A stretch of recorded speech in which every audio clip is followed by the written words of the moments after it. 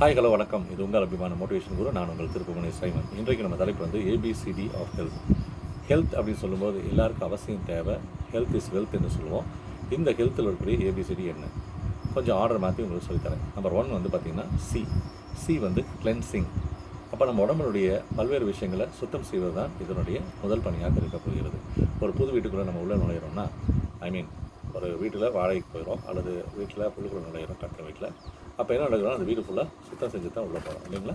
So அதே போல் தான் நம்மளோட உடம்பை சில உறுப்புகளை நம்ம சுத்தம் பண்ணிவிட்டு அதுக்கப்புறம் நம்ம செஞ்சோம்னா எல்லா காரியமும் சக்ஸஸாக இருக்கும். உதாரணமாக நம்முடைய கோலான் என்று சொல்லக்கூடிய பெருங்குடலை, லார்ஜ் இன்டெஸ்டைனை நம்ம சுத்தம் செய்து அதுக்கப்புறம் மற்ற காரியங்களுக்குள்ள இறங்கணும்னா உடலில் பல நன்மைகள் நடக்கும்னு மருத்துவ நிபுணர்கள் சொல்கிறாங்க. ரெண்டாவது ஒரு காரியம் எடுத்துட்டிங்கன்னா, நம்முடைய ரத்த சுத்தி. நம்ம ரத்தத்தை சுத்தம் செய்தோம்னா நிச்சயமாகவே அது நல்ல பலனை கொடுக்கும்.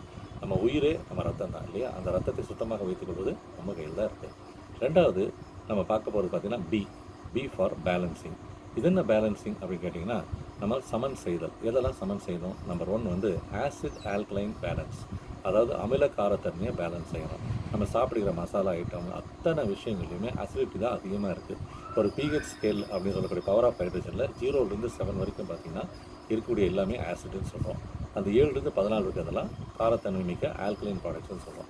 ஸோ ஆல்கலைனாக இருக்கக்கூடிய ப்ராடக்ட்ஸ் வந்து அல்லது உணவுகளை நம்ம அதிகமாக எடுக்கிறது நல்லது. ரெண்டாவது ஒரு விஷயம் வந்து பார்த்திங்கன்னா, நம்முடைய நியூட்ரிஷனல் பேலன்ஸ். நம்ம சாப்பிடக்கூடிய உணவுகளில் நியூட்ரிஷன் அப்படின்னு சொல்லக்கூடியதை சமநிலையில் இருக்கணும். அப்போ நம்ம எல்லாமே ஒரே ஒரு நியூட்ரிஷன் சாப்பிட்டாலும் அது வேஸ்ட். அப்போ பல்வேறு விதமான nutrients, vitamins, minerals, carbohydrates, fats எல்லாம் நம்ம சரிவிகித உணவில் நம்ம எடுத்துக்கொண்டோம் என்றால் அது நிச்சயமாகவே நமக்கு அது நன்மையை பயக்கும். அடுத்தது ஹார்மோன் பேலன்ஸ். இந்த ஹார்மோன் பேலன்ஸ் இல்லாதனால தான் நிறைய பேருக்கு நிறையா சரீரத்தில் பிரச்சனை வருது. இந்த பேலன்ஸிங்கும் ரொம்ப இம்பார்ட்டண்ட் என்பதை நான் சொல்ல விரும்புகிறேன். அதுக்கு அடுத்த ஒரு திங் பார்த்திங்கன்னா அதாவது ஆக்டிவேட்டிங். அப்போ நம்ம வந்து ஒரு வீட்டை வந்து நம்ம போய் எல்லாத்தையும் வச்சாச்சு, இங்கே பொருள் வைக்கணுமோ அங்கெல்லாம் வச்சுட்டோம். இப்போ ஆக்டிவேட் பண்ணுறோம். அதாவது எங்கே வாழ்கிறோன்னா நம்ம அழகாக அந்த வீட்டுக்குள்ளே போய் ஒரு செத்த செல்லெல்லாம் வெளியேற்றிட்டு புதிய செல்ஸை உற்பத்தி பண்ணி நம்முடைய ஜீவியத்தை அழகாக வாழ்கிறோம். ஓகேங்களா? அப்போ ஆக்டிவேட்டிங் என்பது வீட்டில் போய் நம்ம வசிப்பது அல்லது வாழ்வது. லாஸ்ட்டாக வந்து டிங்கிறது வந்து டிஃபெண்டிங் அப்படின்னு சொல்லும்போது பார்த்திங்கன்னா, நம்ம ஒரு வீட்டை விட்டு வெளியே போகும்போது என்ன செய்கிறோம், கதவை போட்டு சாத்தி தாள் போட்டு இதெல்லாம் போஸ்ட் பண்ணோம் இல்லையா?